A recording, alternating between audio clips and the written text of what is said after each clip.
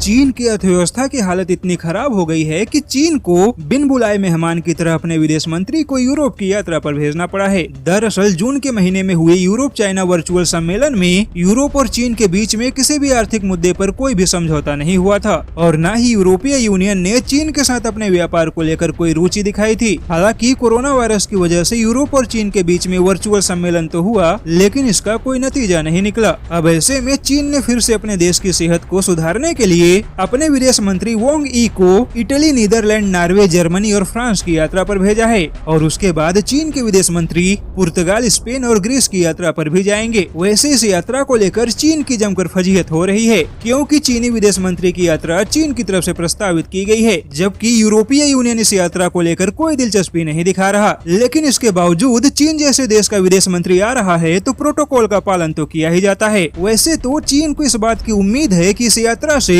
व्यापारिक संबंधों को रफ्तार मिलेगा, लेकिन फ्रांस ने बिन बुलाए मेहमान आने की चीन को झटका देते हुए कहा है कि मौजूदा माहौल में किसी भी देश को अपना ध्यान केवल अपना स्वार्थ सिद्ध करने में नहीं बल्कि दुनिया को महामारी से बचाने पर भी देना चाहिए, क्योंकि जब तक दुनिया से महामारी नहीं जाएगी तब तक दुनिया में कुछ भी सामान्य नहीं होगा। वहीं फ्रांस के विदेश मंत्रालय ने अपने एक बयान में चीन को संदेश दिया है कि मौजूदा माहौल में फ्रांस या फिर यूरोपीय यूनियन का कोई भी देश चीन के साथ मुक्त व्यापार या फिर किसी और व्यापारिक समझौते पर आगे बढ़ने की स्थिति में नहीं है। यानी कि चीन के विदेश मंत्री ने अपने व्यापार को बढ़ाने के लिए बिन बुलाए मेहमान की तरह यूरोप की यात्रा पर निकल पड़े हूँ, लेकिन फ्रांस ने संकेत दे दिया है कि इस यात्रा से चीन को कोई फायदा नहीं होगा। वैसे चीनी विदेश मंत्री की इस यात्रा से चीन को कोई फायदा हो या ना हो, लेकिन चीन की फजीहत तो हो चुकी है।